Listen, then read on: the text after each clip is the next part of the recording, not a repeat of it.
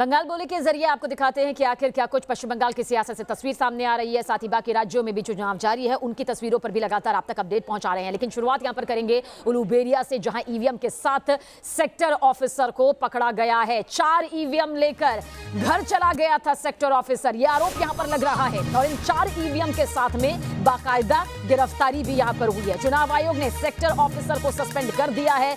बरामद 4 ईवीएम का इस्तेमाल नहीं होगा, यह साफ कर दिया गया है इलेक्शन कमीशन की तरफ से। यानी कि जो 4 ईवीएम पकड़े गए हैं, 4 ईवीएम को जो बरामद किया गया है सेक्टर ऑफिसर के पास से, उनका इस्तेमाल नहीं किया जाएगा। ईवीएम के मुद्दे पर उलूबेरिया में भीड़ का हंगामा भी सामने आया, गुस्सा यहां पर भीड़ का सामने आया। सुरक्षा बलों ने भीड़ पर लाठीचार्ज भी किया है। वो 4 ईवीएम भी आपके सामने हम दिखा रहे थे कि किस तरह से इन ईवीएम को यहां पर बरामद किया गया है। सेक्टर ऑफिसर ये बताया जा रहा है।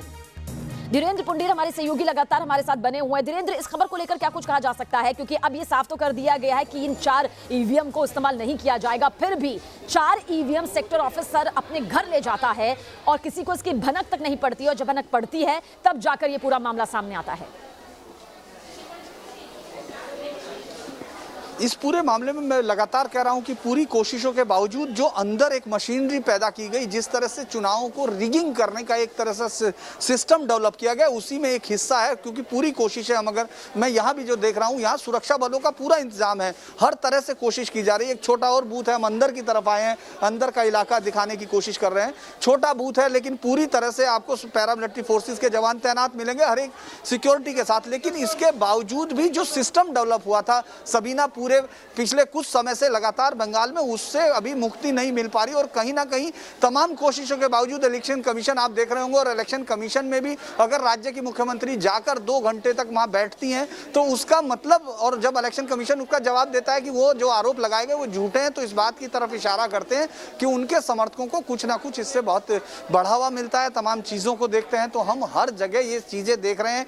फिर हिंसा की खबर जो आ रही है, जो बम फोड़ने की खबर आ रही है, जो डराने की, यानी मतदाताओं को डराने की जो एक कोशिश है वो आपको लगातार दिखाई देगी। लेकिन मतदाताओं की भीड़ आपको इस बात की तरफ जरूर आश्वस्त करती रहेगी। ये न्यूज नेशन के माध्यम से आपको दिख रहा होगा कि किस तरह से तमाम लोग देख रहे हैं, लोग लाइनों में खड़े हैं। यानी जो इस तरह की घटनाएं की जा रही हैं, उनसे बड़े पैमाने पर वो इसको करने में कामयाब नहीं है, ये इस बात की तरफ इशारा है। हाँ, ये जरूर है कि लगातार इस तरह की घटनाओं से लोगों का विश्वास जरूर उठता है, और हिंसा का जिस तरह से लाठीचार्ज करना पड़ रहा, क्योंकि दूसरे दल को हमेशा ये लगेगा कि इसका इस्तेमाल किया जा रहा है और ये बड़े पैमाने पर रिगिंग ना कर दें। इसीलिए मैं जब इस हिस्से में घूम रहा हूँ यहाँ सारे तमाम चीज़ों पर, तो वहाँ इस बात का बड़ा वो हो रहा है कि तमाम सुरक्षा बल मौजूद है और बाहर भी भीड़ लगने नहीं दे रहे। अंदर अगर आप देखोगे तो बहुत कम तरीके से उनको, मतलब बहुत ही कम संख्या को अंदर आने दे रहे, ताकि वो करें और फिर बाहर निकले, कहीं टकराव की स्थिति ना हो।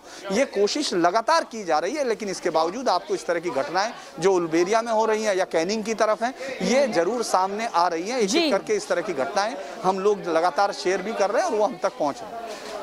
चलिए आगे भी आपकी तरफ धीरेन्द्र रुख करेंगे, इन पूरी तस्वीरों के साथ जानकारी अपडेट आपसे लेते रहेंगे। रविकांत भी हमारे साथ जुड़े हुए हैं। लेकिन इस वक्त की बड़ी खबर, उलूबेरिया उत्तर विधानसभा क्षेत्र में बमबाजी भी हुई है, यह खबर भी सामने आई है। चंद्रापुर इलाके में बमबाजी हुई है, इलाके में भारी संख्या में सुरक्षा बल की तैनाती कर दी गई है। तो 24 परगना रायदीगा में बीजेपी जहां पोस्टर्स फाड़े गए हैं, तो वहीं दूसरी तरफ चंद्रापुरा इलाके की तरफ रुख करे तो बमबाजी यहां पर की गई है। टीएमसी समर्थकों पर बम फेंकने का आरोप यहां पर लग रहा है। देखिए, बैटल ऑफ बंगाल में जहां लगता है कि सिर्फ चुनावी तौर पर पार्टियां आपस में लड़ेंगी, जो कि मतदान या फिर नतीजों के जरिए सामने आएगा, लेकिन हकीकत में यह है कि खूनी संघर्ष भी यहां पर सामने नजर आता है। रविकांत हमारे साथ ज्यादा जानकारी के लिए इस वक्त बने हुए हैं। रविकांत, एक तरफ हम दिखा रहे हैं कि किस तरह से मतदाताओं में जोश है, सुबह से ही बड़ी तादाद में महिलाएं बुजुर्ग आ रहे हैं, अपने मत का इस्तेमाल कर रहे हैं, तो दूसरी तरफ बमबाजी भी हो रही है, कहीं पर समर्थक आपस में भिड़ रहे हैं, कहीं चाकूबाजी हो रही है, कहीं ईवीएम के साथ सेक्टर ऑफिसर गिरफ्तार यहां पर किया जा रहा है। क्या कुछ ये पूरी पश्चिम बंगाल की सियासत की तस्वीर नजर आती है? हम चाहेंगे जहां आप मौजूद हैं वहां की तस्वीरों के साथ आप डिटेल दें।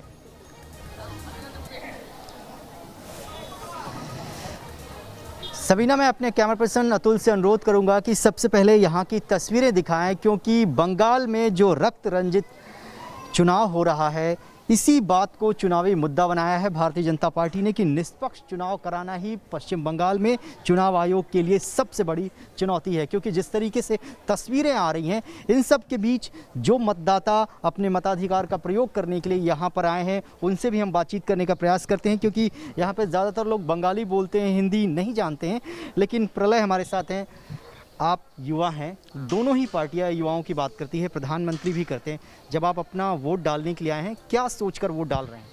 सोचकर ममता दीदी ने यहाँ पे बहुत अच्छा काम किया है। काम के लिए कोई बात नहीं होगा क्योंकि बहुत उन्नयन ये हुआ है और ममता दीदी ने बहुत सारे प्रकल्पों चालू किया हमारे बीच इधर। तो हम लेकिन यहाँ पे तो मोदी जी बहुत आशा लेके आए हैं, हमको केंद्र में भी है, तो हम चाहते हैं। मैं ये जानना चाह रहा हूँ, आपने कहा कि दीदी ने अच्छा काम किया, लेकिन आप मोदी जी को चाहते हो, तो ये दोनों एक साथ कैसे चाहोगे? एक साथ तो नहीं हो सकता, किसी एक को ही जाना होगा। इतने दिन तो हम दीदी के साथ थे, अब चाहता हूँ कोई परिवर्तन आए। आप लोग चाहते हैं कि यहाँ परिवर्तन हो। आप ये बताइए कि पिछले 10 साल से टीएमसी की सरकार है, युवाओं को रोजगार मिला है? रोज़गार तो नहीं मिला अच्छे से। तो आप लोग चाहते हैं कि इस बार बंगाल में परिवर्तन हो। किस तरीके का परिवर्तन चाहते हैं? सरकार बदले या यहाँ का जनप्रतिनिधि बदले? जनप्रतिनिधि तो ठीक ही है, तीन बार इधर है और अच्छा काम भी कर रहे हैं। मतलब चाहते हैं कि परिवर्तन हो। तो शबीना, ये जो युवा हैं उनकी बात आपने सुनी, उनका ये कहना है कि प्रधानमंत्री जिस तरीके से अपील कर रहे हैं वो अपील इन लोगों को लुभाती है और इसीलिए वो भारी संख्या में यहाँ पर मतदान करने के लिए आए हैं। मैंने बहुत सारी जो महिलाएं आपको दिखाई दे रही होंगी, मैंने उनसे बातचीत करने का प्रयास किया, लेकिन वो हिंदी नहीं जानती हैं, लेकिन उनका ये कहना है कि बहुत सारी योजनाओं से वो वंचित हैं, खास तौर पर उज्ज्वला योजना, प्रधानमंत्री किसान सम्मान निधि योजना जो मिलनी चाहिए थी सेंटर की तरफ से, इनको वो नहीं मिलती हैं। इसलिए वो इस बार मन में वो बिल्कुल, हर मतदाता के मन में अलग अलग मुद्दे हैं, हर मतदाता की अपनी अपनी ज़रूरत है और हम भी यही चाहेंगे कि गुप्त मतदान है, इसलिए बिल्कुल भी कैमरे के सामने ना बताएं कि आखिर किसको वोट करने के लिए वो यहाँ पर पहुंचे हुए हैं, बस क्या चाहते हैं और किस तरह से किन मुद्दों को ध्यान में रखकर पहुंचे हुए हैं, ये जरूर यहाँ पर सामने रखें। आप दोनों की तरफ हम रुख करेंगे, लेकिन इस बीच बता दें कि वोटिंग के दौरान बवाल की 2 तस्वीरें पश्चिम बंगाल की सियासत से देखिए किस तरह से निकलकर सामने आई हैं।